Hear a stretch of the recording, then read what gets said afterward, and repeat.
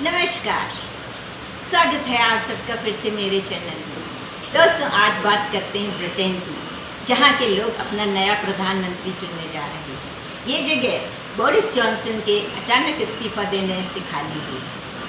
शुरुआत में conservative party के बहुत से नेता इस दौड़ में शामिल थे, लेकिन जैसे जैसे मुकाबला आगे बढ़ा, अब दो ही मजबूत प्रत्याशी रह गए हैं, और ये हैं ऋषि सुनैक और लिज ट्रस।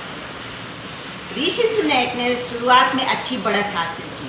वो तेज तर्रार और जल्दी निर्णय लेने वाले राजनीतिज्ञ की तरह से उभरे, लेकिन लिज ट्रस ने भी अपना मुकाबला अच्छी तरह से किया और धीरे धीरे सधे हुए कदम रखते हुए आज वो उस मुकाम तक पहुंच गई हैं जहां उन्होंने ऋषि सुनैक को काफ़ी पीछे छोड़ दिया है।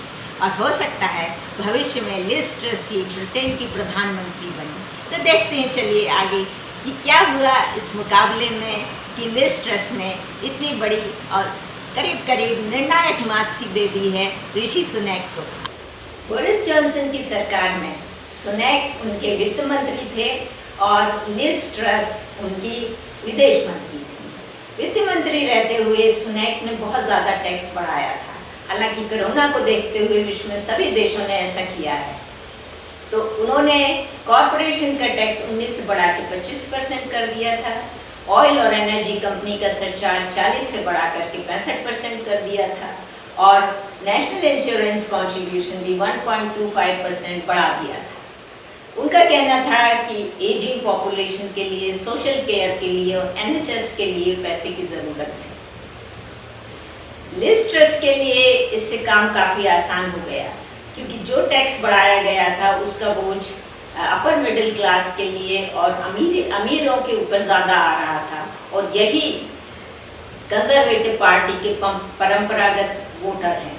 तो उनको खुश करने के लिए लिज ट्रस ने तुरंत कह दिया कि वो ऑफिस में आते ही सबसे पहले टैक्स कम करेंगे, और टैक्स इतना ज़्यादा बढ़ाया गया है कि 2-3% टैक्स करने में कोई भी सरकार को परेशानी नहीं होगी। उनका काम ही ये रहा कि उन्होंने सुनैक के किए हुए कामों को बदलने और जो भी सुनैक कहें उसका विरोध करने का ही तरीका अपनाया, जो लोगों को काफ़ी पसंद आया। उन्हें राहत भरा था ये। उन्होंने डिफेंस में सुनैक कुछ नहीं बता सके कि वो कितना बजट बढ़ाएंगे, और उन्होंने कहा वो कोई आर्बिट्रेरी तरीके से बजट नहीं बढ़ाना चाहते हैं। लेकिन लिज ट्रस ने तुरंत कहा वो 3% GDP का सेना के ऊपर खर्च करेंगी, क्योंकि यूक्रेन युद्ध और दूसरे युद्ध हो रहे हैं जो दुनिया में, उन्हें भी एक मजबूत सेना चाहिए। ये भी लोगों को काफ़ी पसंद आया, और उन्होंने इसके साथ ही वर्किंग क्लास से ये अपील की कि आप लोग ज़्यादा काम करें और ज़्यादा कमाएं, जिससे वो भी टैक्स दें तो औरों पे टैक्स कम किया जा सके। ये बात भी लोगों को अच्छी लगी होगी।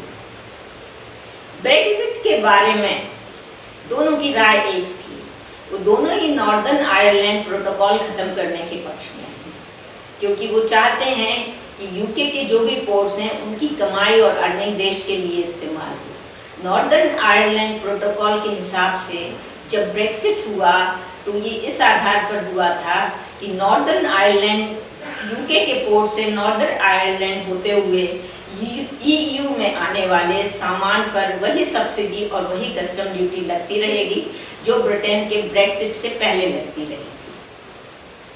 इस तरह से इस बारे में दोनों का एक ही विचार रहा है। हालांकि दोनों अच्छे कैंडिडेट हैं, और लेकिन इनके साथ कंट्रोवर्सीज भी बहुत जुड़ी हुई है।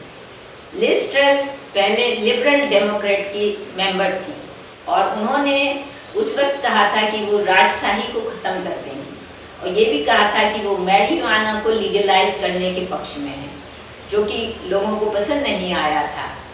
और सुनैक के साथ भी कुछ कंट्रोवर्सी है।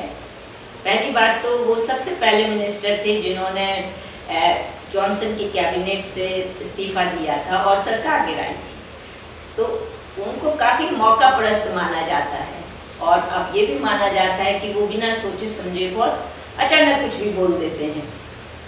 और इसके साथ ही उनकी पत्नी अक्षता भारत के एक बहुत बड़े व्यापारी की इन्फोसिस कंपनी के जो मालिक हैं उनकी पुत्री हैं, जिन्हें करोड़ों पाउंड का डिविडेंड मिलता है, लेकिन उन्होंने ब्रिटेन की नागरिकता नहीं ली है, तो वो कोई टैक्स नहीं देती है।